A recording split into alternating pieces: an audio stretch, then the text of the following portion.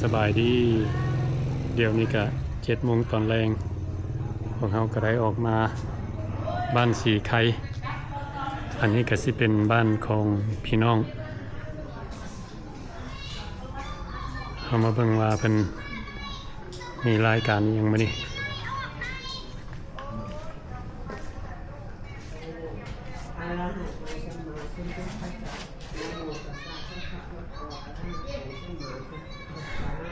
พุทธังสรณังคัจฉามิธัมมังสรณังคัจฉามิสังฆังสรณังคัจฉามิสาธุสาธุนี่ก็น้อยนี่นะเป็นว่าเรามาครอบเจ้ายาวเจ้าหงานของสุขาเทวดาสุขาเทวดาองค์ทั้งสองทั้งสามเจ้าหงานเจ้าสารหลังนี้ของไอ้สิทธิ์กำนางวัฒนาเป็นกับนางแกนดีนี่แหละเจ้ายาวเจ้าเงินเจ้าดินเจ้าดอนเจ้าถิ่นเจ้าฐานอันนี้ไหนเราเดี๋ยวนี้เรามีพี่น้องลุงแก้วตาลุงแต่นี้ก็แต่นี้ตากับจีนนางจันเนาะมันสลายนางแก้นสีวงคำพาเราก็จะได้กลับบ้านเตาหนึ่งถึงเมื่อแล้ววันนี้เราในเฮานี่ได้ไหมว่านางแก้นนี่ลูกกับวันนั้นพ่อมืออยู่ได้ไงหนูอยู่ละที่มาขอมัดเข้ามัดขวดจำพวกสี่คนนี้กล่าวนามมันนี่แล้วมันเดินทางด้วยความปลอดภัยจะเป็นงานซาเถอะวันนี้ของเราทางเกี่ยวกับปลอดภัยของการเลยที่ส่งเลยช่วยบ้านเกี่ยวมานี่เลขอยู่มาไม่เจ้ามาเที่ยวไอโจกันเจ้ามาเที่ยวช่วงพ่อฟ้าแดงไก่เขาเรื่องที่ห้องควรสุดเจ้าคนหัวกลับบ้านกับช่วงมหาต้นหาโตคนหัวสุดยอดมาตกกลางให้กระสวงหัวไปส้นปากคาไหนคนหัวสุดเจ้ามาตกกลางนากับมุสุดเจ้าหัวไปส้นปากเข้าให้สุดเจ้ามาตามทางคนท้องสุดเจ้ามาตามป้องคนเดียวมาหากินได้มาหาลูกหาเต้าหาที่หาน้องขอให้เจ้าเดินทางด้วยความปลอดภัยให้อยู่ดีในแห่งทำมาหาได้เจริญรุ่งเรืองล่างขึ้นแม่หลายแล้วได้กลับมายามบ้านเกิดเมืองเราสุขภาพแข็งแรงสุขภาพแข็งแรงได้ตัวเดียวแล้วเรื่องหวยลอตเตอรี่แล้วเนี่ย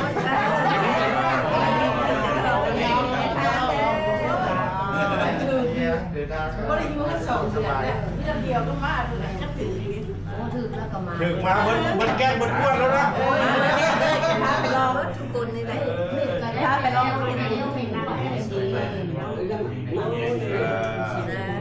หัวหน้า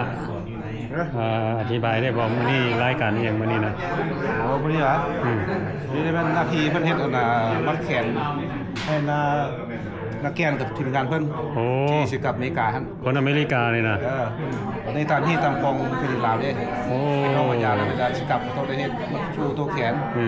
เพิ่นจะทำความปลอดภัยสุขเป็นฮิตของเป็นลาวเนาะแต่มีผูกแขนน้ำเนาะผูกแขนน้อยแต่ว่ามื้อนี้ก็มีพี่น้องแล้วกันทีมงานมาจากอเมริกาพี่น้องกันเบิดอ่ะอันนี้ก็สิเป็นบ้านของแม่ป้าบ้านหน้าที่ชิดลูกศิษย์ไทย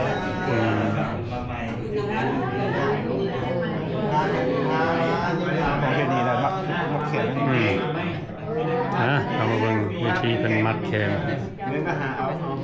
ไม่ตัวแทนก็มาบ่ได้นะไปดับเป็นดับคืนนี้บ่ได้ยังเป็นถึงไหนมาแล้วกลับบ้านสวัสดีค่ะเย็นมาแม่บุญเลยมาตรงอยู่วันใดวันนี้แยกเงินเจ้าทำมาหาได้มีเงินหลายให้เจ้าได้คืนมายามน้องยามลูกยามลูกกำลังมีเมืองลาวเด้อเป็นสุขภาพเข้มแข็งวันนี้นะน้องโป่งใส่ลูกกำลังไหนต้องนำพาลูกหลานมาปีหน้าก็ไม่ได้มาไม่ปีหน้ามาไม่ถูกหวยด้วยนะเด้อผมไม่รวยด้วยให้ถูกหวยด้วยเด้อมันรวยนะสุขภาพแข็งแรงเจ้ามันเจ้าคงเจ้าดูดีแหงสุขภาพแข็ง เข้ามันหาไปต่อชุดเจ้าคนนี้เจ้าจะมีเนี่ยสั่งคนเท่าไม่ได้คนเท่าไม่ได้จะเห็นดีไม่แห้งเงินไหลให้กลับมายามเรา หวยรวยเงินเลยหวยรวยเงินเลยหวยรวยเงินเลยเห็นมันดีเลย ทำร้านอาหารได้เลยเนาะการได้สิ่งได้งานได้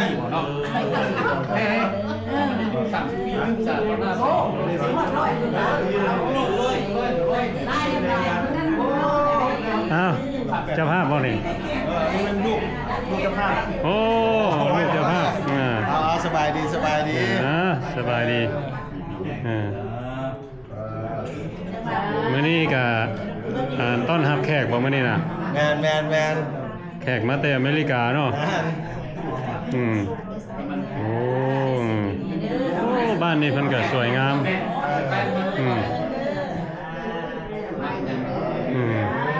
นี่เฮามาเบิ่งอาหารการกินของเพิ่นมื้อนี้คุณน่ะว้าวมันก็สิมีปลา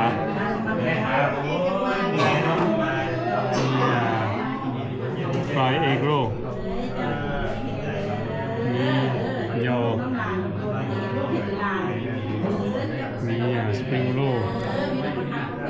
แกงทอดซุปผักลวกผัก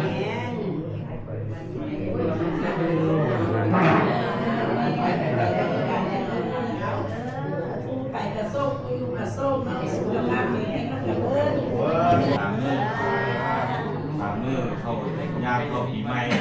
เบิดทางทิพย์มันก็มาที่นี่ให้อยู่ดีมีแหงเนาะแข็งแหงรวยขอบใจละลายป้า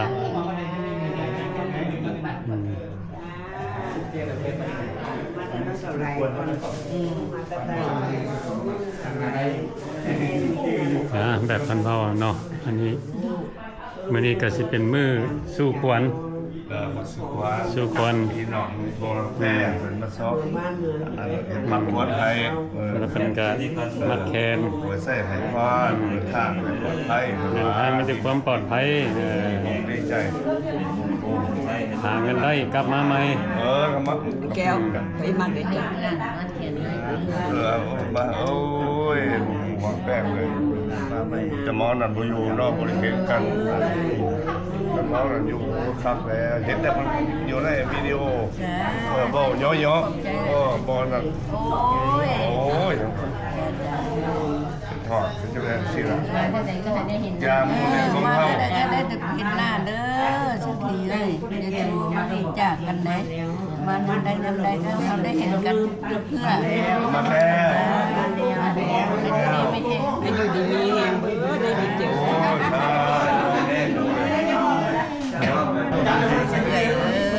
บดีมีแห้งมานี่แหละเยี่ยมมากเลยไปแล้วปีเก่าต้อนรับปีใหม่ก็จะสุขใจเด้อสุขกายสุขใจตลอดไปยังเป็นบุญภูมิใส่ให้ลูกขนาดเด้อเด้อกินมาคือว่าเอานั่งนี่เลยวะฮะไปพูดไปนั่งบอกไปนั่งผู้ชายนี่มันนั่งเนี่ยรายการผูกแขนเพิ่นกันแล้วเนาะอันนี้ก็สิเป็นแบบประเพณีลาวเพิ่นสู้ควรให้อยู่ดีมีแฮงเบิดทุกคนแล้วก็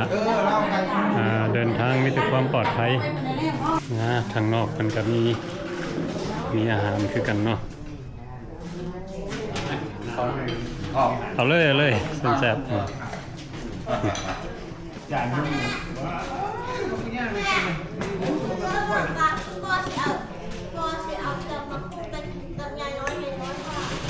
โอเคเอาเลยนี่อาหารของเราเนี่ยดังได้อยู่ตัวเดี๋ยว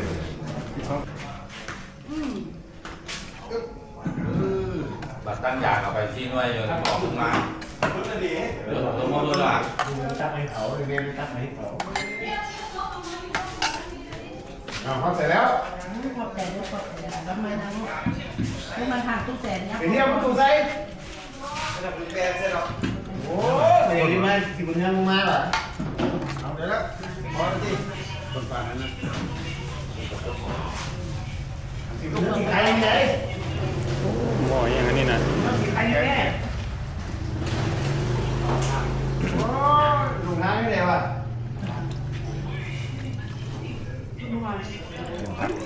เอาเห็นไหมตู้ขึ้นมาทีแล้ว แข่งยังแข่งพักวะนี่โอ้ เอาท่าเด้อท่าเด้อ น้ามีแต่อาหารเฮลตี้ได้เหมือนนี่นะ โอ้เฮลตี้แล้ว เฮลตี้ฟู้ดเก่งหม้อใหญ่เด็ดเอาใส่ถุงแบบนี้ เอาจัดการมันดื้อ ไม่สุพักมีเจลสปริงโรเอโรนำเข้า นี่ป่นปลาด้วยนี่ โดย โอ้ขวนปลาแล้วก็มี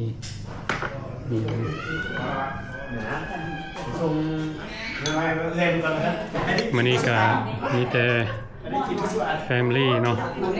หมอน้อยกับตักใส่เป็นถ้วยถ้วยดูบอสเอาละ เป็นแนวเซ็กซี่ หมอน้อยตามหมอน้อยนะมีแต่ต้นปลาเพราะว่ายิ่งใส่ปลาครึ่งนึงน่ะนี่ปลาหลายแซ่บ น้อยเด้อหมอน้อยเด้อสีไว้บุญแน่ ลองดูหมอหน่อยเป็นแบบใด มีแต่แนวแซ่บ หมอน้อยหมอน้อยเป็นตะเสียบเลยใส่บนเลย เนาะ กล้ามได้มันแข็งแล้วมันกล้ามคอยนี่พัดโอ้ยจะเอานี่ตัด บางทีตันบอกเจอแล้วยังน้อยกันทีเดียวกันนะ คือเก่าละ มันเป็นเกียร์เป็นหางเลย แม่หมอน้อยนี่ หมอน้อยนี่หมอน้อยนี่ หมอน้อย ฮะ แม่มากินข้าว หมอน้อยหมอน้อย อืม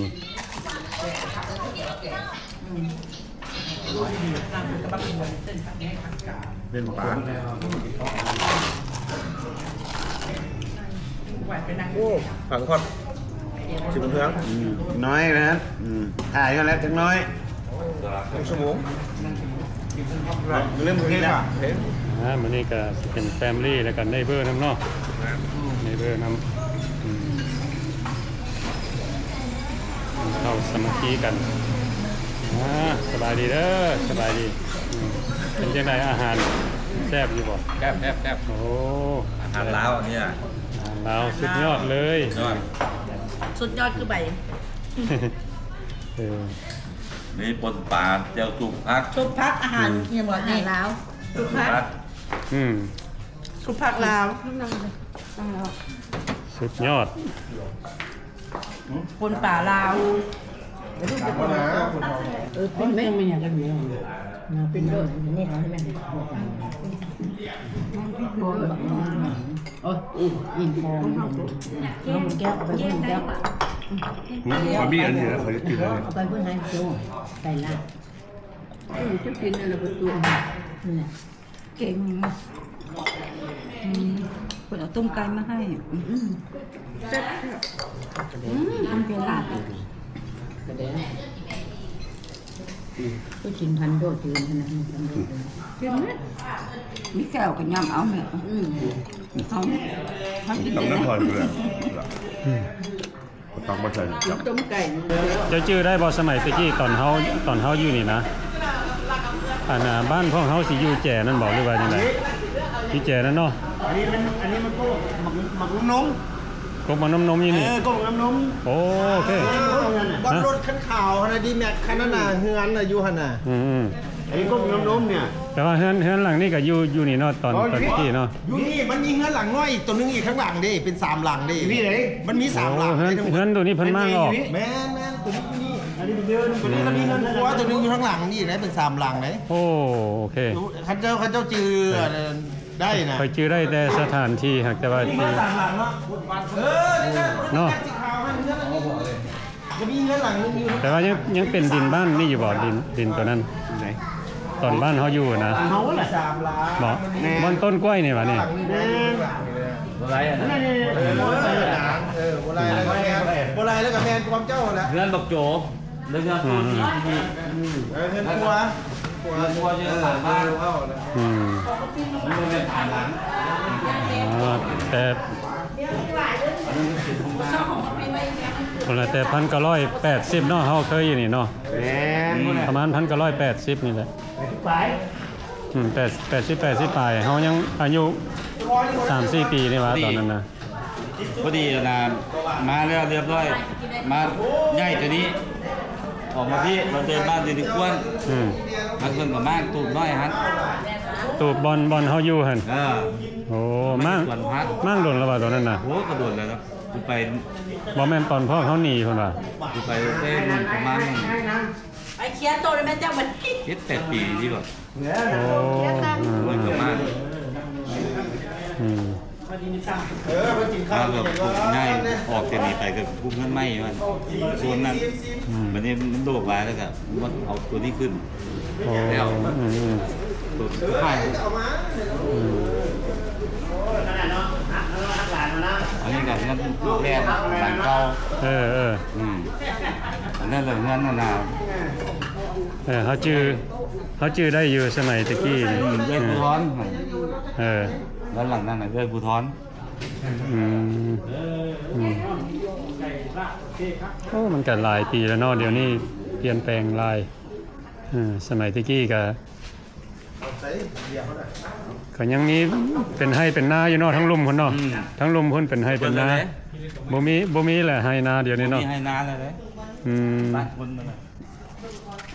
เป็นบ้านคนเบิดละ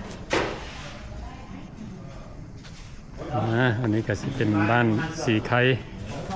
บ้านจีบุญเฮือง ฮะ บ้านจีบุญเฮือง สีบุญเฮืองบ่สีบุญเฮืองสีไข่เนาะ กระแสงสีไข่ แห่งสีไข่ แต่ว่ากระแสงไม่ได้จะเป็นสีใช่อย่างงู โอ้ แล้วยังไม่ได้ประกาศ สมัยที่เขาอยู่ตะกี้คือว่าสีไข่ กระแสงสีไข่ เพิ่นหาก็มาเอิ้นสีบุญเฮืองนี่บ่หรือว่าจังได๋ เพราะว่าบ้านจีบุญเฮืองนี่มันมีแต่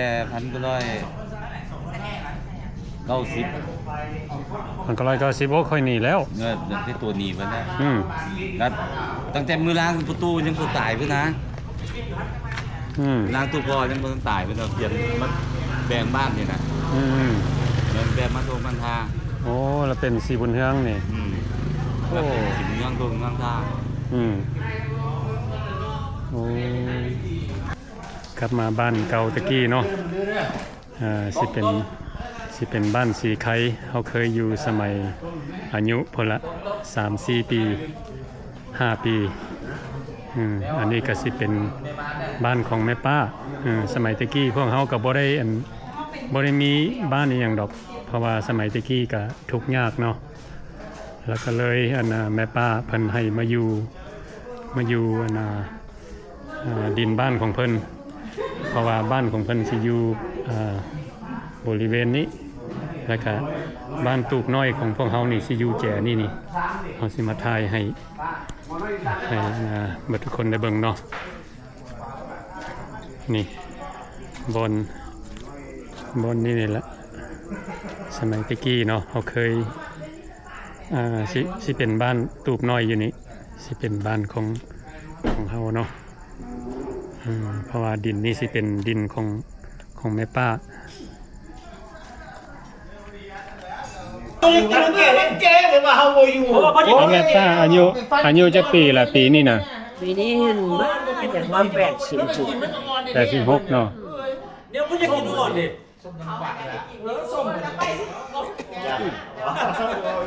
86นี่แม่นอายุแท้บ่หรือว่า อายุแค่ได้85 อยู่ได้แม่เดาเอา เดาเอา เจ้าเยซูเนี่ยมันแก้ปัญหา เพราะว่าสมัยตะกี้บ่มีเขียนเจี้ยเขียนสอเมียนเนาะ พอตู้นี่เอาได้มาเกี่ยงแม่เดาเอาเดาเสื้อผมเมื่อยผมเอง ไปจับมันก่อนมันอ่อนเพราะจริงมันก่อนจุกข้าวเลย เฮ้ยให้เราเพราะว่าแม่นี่หัน 85นี่แปลว่าอายุแท้เนาะ ตัวนี้จะไป ตามแม่เดาบางนี่นะ เดี๋ยวเขาไปซื้อกินในห้องบอกเลย จะไหนไม่กินนะ กินแกงก็รอด ไอ้ได้กิน เวลา น้ำหมดแล้วเหรอบ่ เออ มันมันอะไรหรอปลาได้เนี่ย แม่จะกินในมัน เดี๋ยว ปลาพันปลามาเลย มันอันบุคือเขาไปซื้อตลาดเลยนี่ของธรรมชาติมันเอง แค่ไหนกูเก่งวะ